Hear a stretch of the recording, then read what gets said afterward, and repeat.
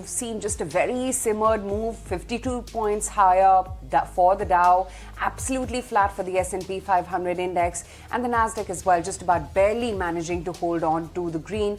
July's data for the CPI, remember, in the US has been cooler than expected, the consumer inflation reading that is. So yes, the global mood as well is pretty somber. Somber is not the right word. I think, see, you are going through that phase of the market where news flow is entirely not bad. Macros, I would say at best, they are mixed. Even though the US CPI data is marginally better than what everybody was anticipating, even though we are talking about a high inflationary environment, it is not really having a large impact on the market per se.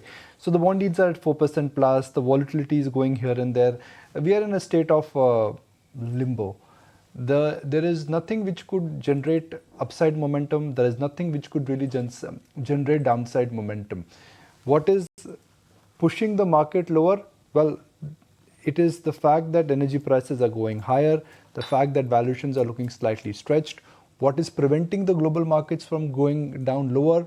Well, it is also a fact that right now there is immense and more liquidity which is there in the system. China seems to be making a comeback, and there is nothing big negative in the financial market. So if you have to take a cue from the global market, which you should, because large part of the rally in 2023 is also a function of global markets, well, globally it's status quo. And unlike what we thought, let's say 15 days ago, that the macro in the global markets was reversing, thankfully that has not translated into any ugly reality.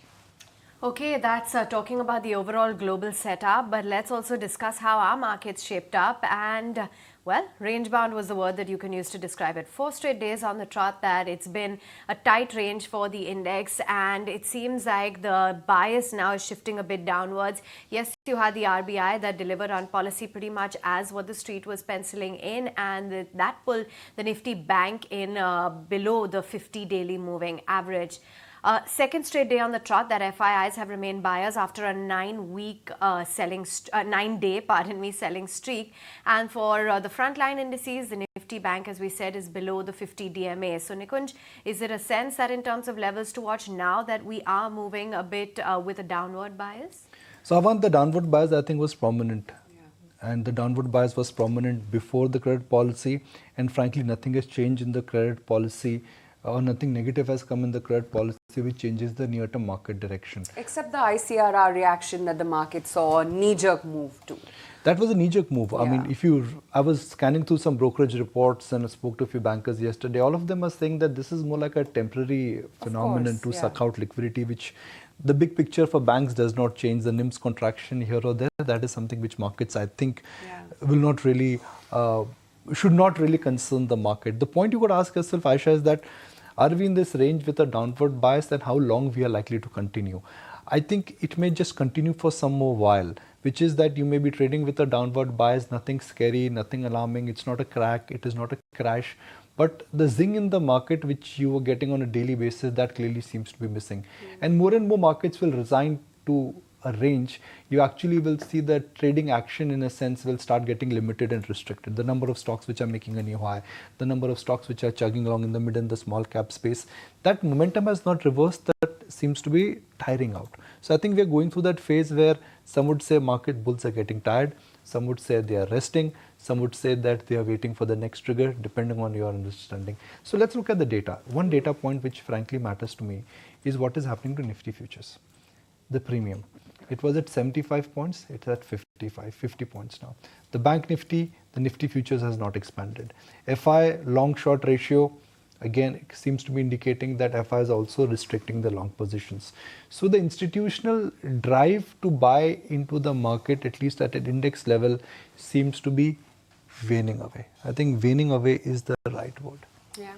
Well, talking about stocks and sectors, here's none other than the Prime Minister himself actually rooting for investment in PSUs. In fact, just yesterday, replying to the debate on no confidence motion in the Lok Sabha, the PM said in jest that stock market investors should invest in PSUs such as Hindustan Aeronautics as well as LIC, which were, remember, criticized by the opposition in the past. आज HAL देश की आन बान शान बन के उठ रहा हूं। आदरणीय अध्यक्ष जी, जिसका बुरा चाहते हैं वो कैसे आगे बढ़ता है, मैं तीसरा उदाहरण देता हूं। आप जानते हैं एलआईसी के लिए क्या क्या कहा गया था? एलआईसी बर्बाद हो गई, गरीबों के पैसे डूब रहे हैं, गरीब कहां जाएगा, बेचारे ने बड़ी मेहनत से एलआईसी में पैसा डाला है। क्या कहे, जितनी उनकी कल्पना शक्ति थी, जितने उनके दरबारियों ने कागज पकड़ा दिए थे, सारे बोल लेते थे वो, सारे बोल लेते थे। लेकिन आज एलआईसी लगातार मजबूत हो रही है। शेयर मार्केट में रुचि रखने वाले को भी ये गुरु मंत्र है कि जो सरकारी कंपनियों को ये लोग गाली देना, आप उसमें दांव लगा दीजिए साहब, अच्छा ही होने वाला है।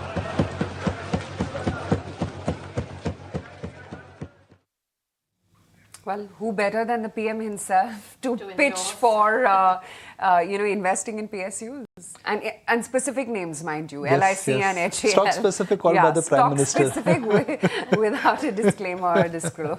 Look, the PSU comeback post-COVID has been the most underappreciated trade by the market. You've appreciated the comeback in manufacturing, you've appreciated the comeback in banks, you've appreciated the comeback in IT when it happened, but the comeback in some of the PSUs post-COVID, I think, is absolutely phenomenal.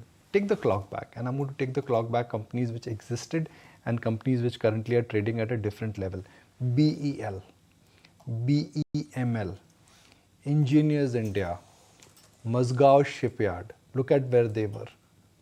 Just look at BEML, BEL. Some by design, some by choice, and some by government policy. Design is that the framework has changed in terms of manufacturing. So whether it is defense or railways, the entire ecosystem has changed. Government has given them duty protection and the capex has started. That's the railways and the defense story for you.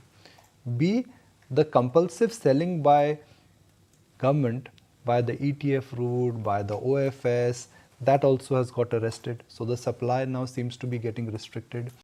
And third, in general, I think there seems to be a change in terms of the management approach, creating wealth. You speak to DIPAM now. DIPAM is no longer the divestment ministry. They are looking at creating value for PSUs.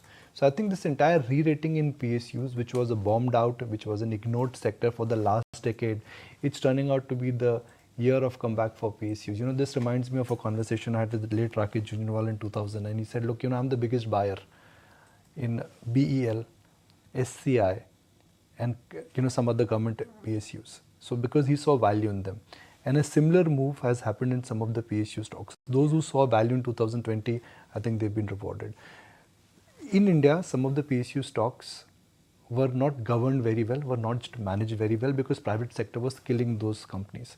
So that in a sense now seems to be changing. So the most underappreciated and the most ignored and the most not talked about trade is the comeback in some of the PSUs, a variety of PSUs. Yeah.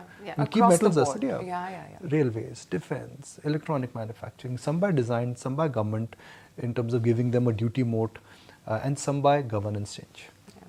Yeah, the